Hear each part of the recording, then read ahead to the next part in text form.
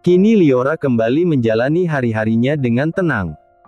Ehsan sesekali ke kantor milik papanya dan lalu mampir mengecek tos serba miliknya. Kasus Ardi sudah bergulir. Menurut kabar dari Angga, sang pengacara, surat penangkapan Ardi dan ibunya telah turun. Kasus pencemaran nama baik memang tidak akan lama masa tahanannya, tapi kemungkinan besar akan menimbulkan efek jera. Hari ini usia Kimora genap 3 bulan. Liora dan Ehsan membawa Kimora ke rumah sakit untuk imunisasi. Bocah itu tampak sangat tenang dalam dekapan Liora. "Bu, tadi aku daftarin kamu di Dokter Yuna. Buat mengecek IUD kamu." "Oh, ya sudah. Enggak apa-apa, Pak." Tak berapa lama, nama Kimora dipanggil oleh perawat. Liora dan Ehsan segera masuk ke ruangan Dokter Cecil. "Selamat pagi, Dok." "Pagi, Du, hari ini sekalian?" "Iya." "Iya, Dok. Soalnya nanti mau sekalian mengecek posisi iutnya," ujar Liora. "Oh, bagus itu. Jadi nanti kalau bergeser bisa segera mendapat penanganan." Ehsan tampak menyimak obrolan Dokter Cecil dan Liora sembari dokter itu menyuntikkan imunisasi di paha Kimora. Bayi lucu dan menggemaskan itu hanya merengek sebentar lalu terdiam. "Oh, pinternya, Kimora. Enggak rewel," ujar Dokter Cecil. "Semoga saja nanti sampai di rumah enggak rewel juga ya," jawab Liora. "Saya yakin Kimora ini anak yang cerdas kok. Dia pasti enggak rewel," sahut Dokter Cecil. "Kalau begitu kami pamit, Dok." Liora berdiri dan menyalami Dokter Cecil, begitu juga dengan Ehsan. Setelah mereka keluar dari ruangan Dokter Cecil, mereka mengantri di ruang praktik Dokter Yuna. Ehsan menuntun Liora duduk di sebuah bangku. "Mau aku belikan minum dulu, Bu?" "Enggak usah, Mas. Tadi perawatnya bilang tinggal 1 pasien di dalam, abis itu giliranku." "Oh, ya sudah kalau begitu." Ehsan dan Liora menunggu, tak lama kemudian namanya dipanggil oleh perawat untuk masuk ke ruangan Dokter Yuna. "Selamat siang Pak Ehsan, Bu Liora. Bagaimana, apa masih ada keluhan mengenai iutnya, atau mungkin mau dilepaskan?" tanya Dokter Yuna ramah. "Enggak, Dok. Kalau bisa saya mau sampai Kimora benar-benar cukup umur buat lepas ASI. Soalnya Kimora kan alergi susu formula. Saya khawatir nanti gizinya yang masuk kurang maksimal. Sebenarnya memang baiknya usia lepas ASI itu 2 tahun, ya, tapi jika Pak Ehsan menginginkan Bu Liora untuk hamil lagi, ya bisa diprogram setelah baby Kimora bisa makan. Enggak perlu harus susu untuk nutrisi tumbuh kembang anak. Asal pola makan dan nilai gizinya seimbang, saya rasa Kimora tetap bisa tumbuh jadi anak yang sehat." "Nanti akan kami pikirkan, Dok," jawab Ehsan. Liora langsung melirik ke arah suaminya. "Saya kemari mau mengecek letak iutnya dan juga kok saya masih sering merasa mual ya, Dok." "Baiklah, nanti akan saya resepkan obat anti mual ya. Memang untuk IUD hormonal itu perlu penyesuaian ya. Kalau haidnya bagaimana?" "Sejauh ini belum, Dok. Coba kita cek dulu, ya. Semoga saja semua sesuai dengan yang Bu Liora mau." "Ya, Dok." Liora bangkit berdiri, dia meletakkan baby Kimora di dekapan Bapak Kim. Liora sudah berbaring. Beruntung dia tadi memakai dress. Sebenarnya dia pun sedikit malu, karena dari proses pemasangan Dokter Yuna sama saja harus melihat bagian intinya dan kali ini dia ingin memastikan letak iutnya. Dokter Yuna menutup tirainya. Kaki Liora ditekuk dan dilebarkan sejajar. Dokter Yuna menutup bagian atas kaki Liora menggunakan selimut. Dokter Yuna mengambil spekulum atau cocor bebek. Dengan perlahan Dokter Yuna mulai memasukkan alat itu ke inti tubuh Liora. "Letaknya masih bagus dan tidak bergeser, Bu Liora. Anda bisa bernafas lega, tapi untuk memastikannya lebih jelas lagi saya akan melakukan USG abdomen untuk menghindari adanya kehamilan ektopik atau hamil di luar rahim." "Memang yang seperti itu bisa terjadi, Dokter?" tanya Ehsan dari balik tirai. "Tentu saja, Pak. Buatan manusia itu tidak ada yang sempurna. Bahkan IUD masih ada di tempatnya saja bisa kebobolan kalau memang sel spermanya bagus. Oh, begitu. Ehsan mengangguk meskipun Dr. Yuna dan Liora tidak melihatnya. Pria itu seakan puas saat mendengar penjelasan Dr. Obgyn itu. Setelah Liora merapikan celana dalamnya, Dr. Yuna beralih ke perut Liora dan mengoleskan gel di perut Liora untuk USG. Kini tirai sudah disibak oleh perawat yang membantu Dr. Yuna. Saat Dr. Yuna meletakkan probe di atas perut Liora, terlihat di monitor itu hanya warna hitam. Ini iutnya terlihat masih berada di tempatnya, kan? Nah ini rahimnya bersih. Jadi bisa dipastikan mual bukan karena hamil, ya. Bisa jadi karena efek dari pemasangan IUD atau Bu Liora sedang masuk angin. Setelah Dr. Yuna selesai memeriksa Liora, perawat membersihkan sisa gel di perut Liora. Ini saya beri resep untuk anti muntahnya, ya. Diminumnya kalau berasa mual saja. Ya, dokter. Terima kasih. Ketiganya langsung pergi menuju ke loket administrasi. Saat berada di sana, Ehsan lagi-lagi memperlakukan Liora dengan penuh perhatian. Liora disuruh duduk sementara Ehsan yang memasukkan resepnya di loket farmasi. Dunia sempit sekali ya, Mah. Kita malah harus ketemu dia lagi. Gara-gara kemunculannya, sekarang kakek membatasi semuanya. Liora mengangkat wajahnya. Rupanya di sana ada Amara dan Anita. Ibu dan anak itu sepertinya berniat menyerang Liora dengan kalimat pedas. Namun, sayangnya Liora memilih tak acuh. Amara mendengus kesal, sedang Anita seperti biasa selalu menatap Liora tajam.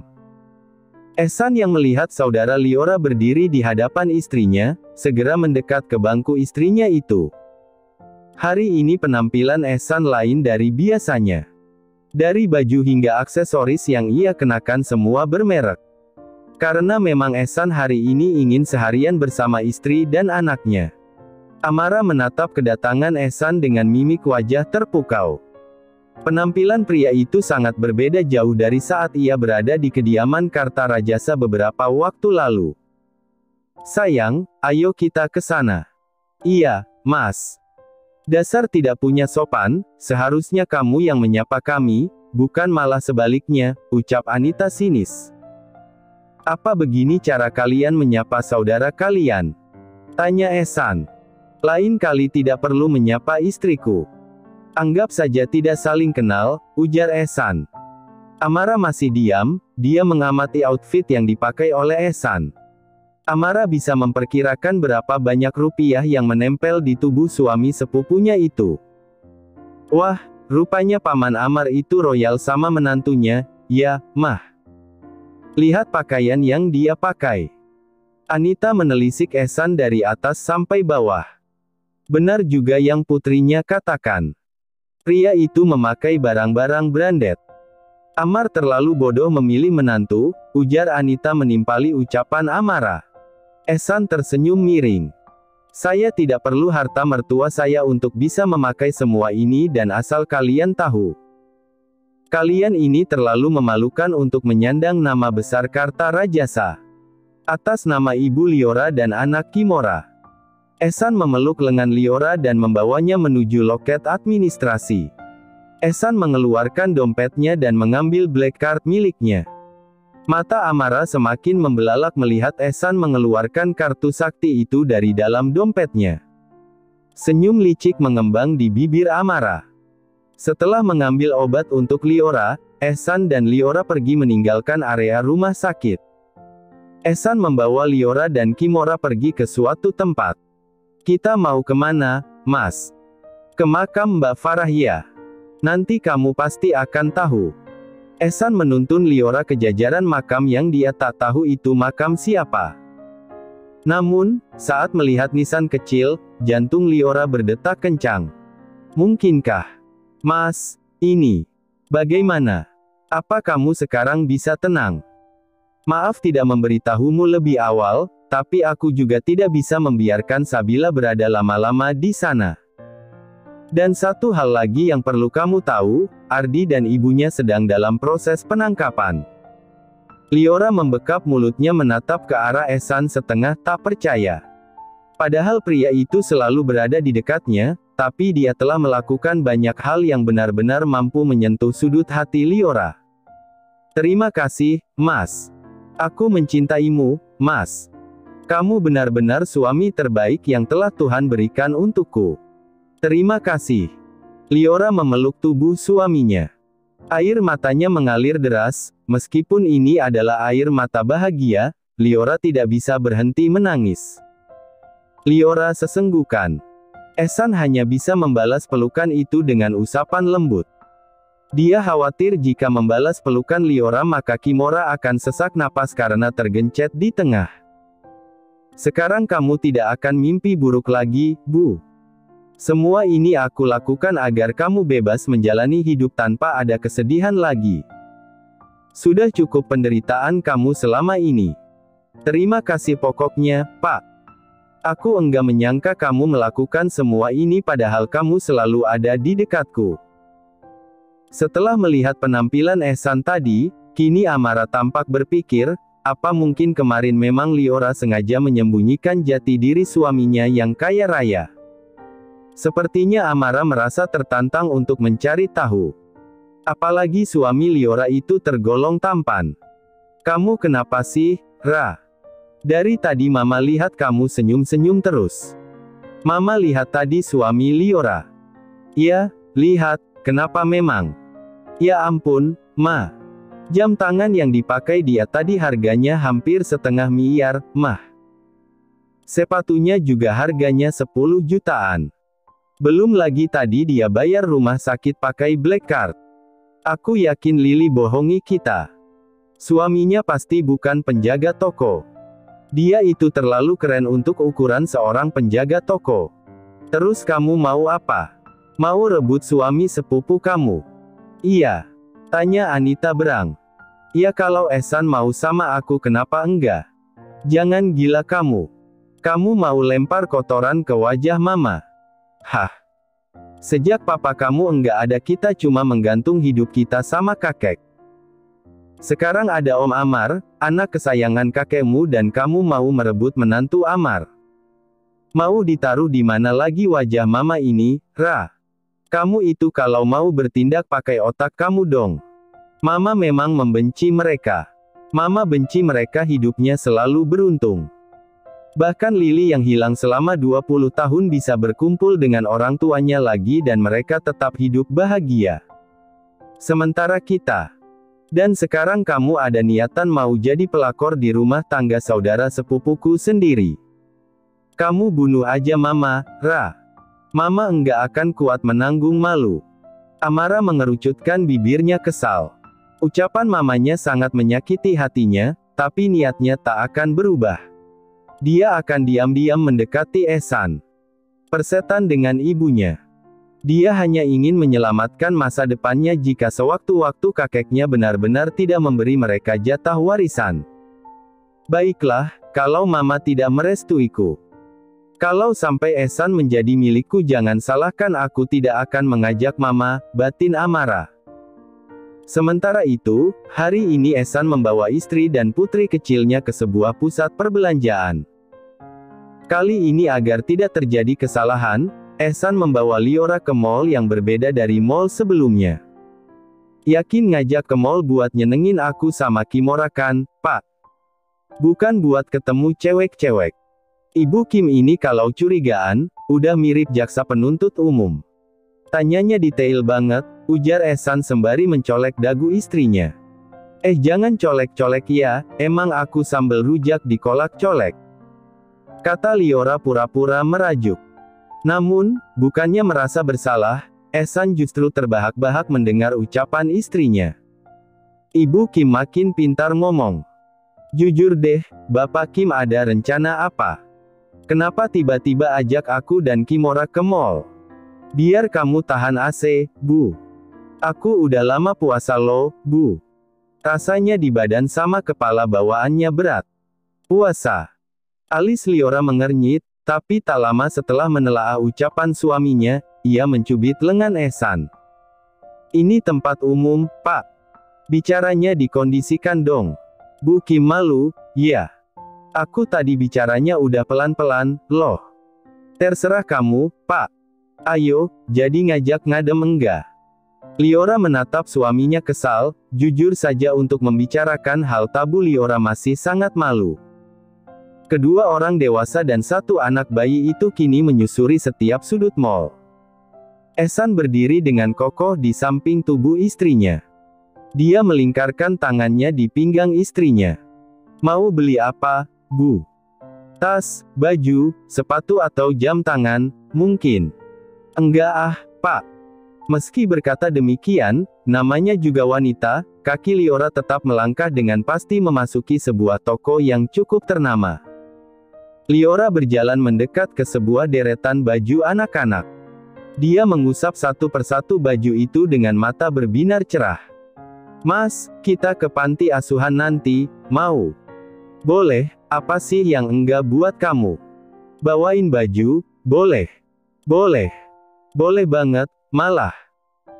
Liora tersenyum, meski sebenarnya semua yang dilakukan suaminya ini memiliki maksud dan tujuan lain, alias ada udang di balik bakwan, tapi Liora senang setidaknya ia bisa mengunjungi anak panti asuhan tempat kakaknya dulu tinggal. Setelah berbelanja baju dan kebutuhan pokok, Liora dan Ehsan kini menyambangi panti asuhan. Beberapa anak yang dulu sempat berbicara dengan Liora menyambut kedatangan Liora dengan sukacita. Bu Ningsih juga terlihat sangat senang mendapat kunjungan dari Liora. "Apa kabar, Liora?" "Baik, Bu. Bagaimana kabar Ibu dan anak-anak?" "Kami di sini semuanya baik-baik saja, Liora." "Syukurlah, Bu," ujar Liora. Bu Ningsih juga menyalami Ehsan yang berdiri di belakang Liora sembari menggendong Kimora. "Oh, ya Bu. Ada yang bisa dimintai tolong menurunkan barang-barang, tidak?" "Oh, ada sebentar saya panggil keponakan saya dulu." Bu Ningsih bergegas masuk ke dalam kantornya. Tak lama dua orang pemuda dan seorang pria paruh baya keluar. "Mbak Liora, barangnya yang mau diambil mana?" Liora menoleh ke belakang. "Mas." "Iya, sayang, ini kamu bawa anaknya dulu. Biar aku juga bisa bantu mereka." Liora langsung mengangkat baby Kimora dari gendongan bapaknya. "Ayo, Li, masuk saja." "Iya, Bu." Liora mengikuti langkah Bu Ningsih. Saat berada di ruangan Bu Ningsih, mata Liora terus menatap ke foto kakaknya. Ada senyum kegetiran yang menyertai dan juga tatapan sendu. "Andai saja saya masih punya kesempatan hanya untuk sekedar menyapa Mbak Farah." Bu Ningsih yang duduk di samping Liora mengusap tangan Liora dengan lembut. "Ikhlaskan, semua sudah takdir, Liora." Liora menoleh dan tersenyum sekilas. "Ibu benar, semua memang sudah takdir yang harus saya terima. Akan tetapi sudut hati saya rasanya masih ingin diberi kesempatan untuk sekedar bisa menanyakan bagaimana dia menjalani hidupnya selama ini. Apa dia baik-baik saja? Apa dia juga sering merasa sedih?" Bu Ningsih tersenyum samar. Dari sini dia bisa menyimpulkan jika Liora sudah tahu jika dia adalah adik dari Farah. Farah itu anaknya pendiam, dia nerima apapun kondisinya. Bagaimanapun hidupnya, dia selalu terima. Enggak pernah mengeluh, tapi selalu mau mendengar keluhan anak-anak lain.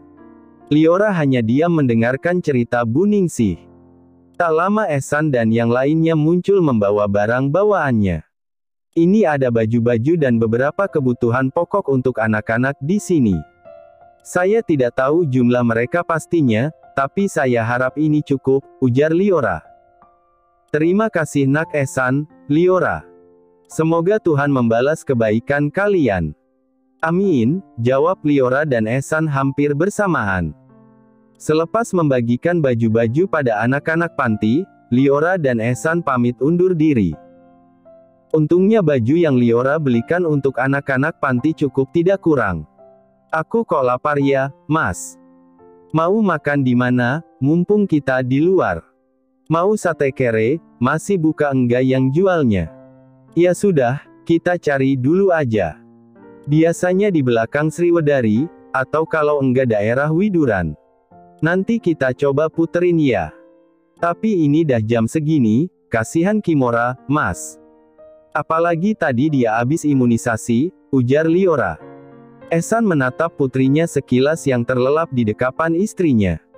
Ya sudah, nanti pesan aja ya. Ya, Mas. Mereka pun akhirnya pulang ke rumah. Liora memutuskan untuk menitipkan Kimora pada ibunya sebentar. Mas, aku ke tempat ayah dan ibu dulu, ya. Mau nitipin Kimora di sana. Apa enggak apa-apa dititipin di sana? Ibu kan juga ngurus Eyang Kakung. Enggak apa-apa. Eyang Kakung juga senang ada Kimora. Ya sudah, ayo. Aku antar. Liora dan Ehsan berjalan kaki menuju rumah orang tua Liora. Apa ada tamu? Ya. Enggak tahu, Bu. Ayo coba kita masuk. Liora mengetuk pintu rumah orang tuanya dan tak lama pintunya terbuka. Ternyata Puspa sendiri yang membukanya. Kalian. Ayo masuk dulu. Itu di dalam ada Amara. Ehsan dan Liora saling melempar tatapan. Keduanya sama-sama melempar tatapan aneh. Liora dan Ehsan masuk ke rumah mengikuti Puspa. Lili, Ehsan kita ketemu lagi, ujar gadis berusia 28 tahun itu.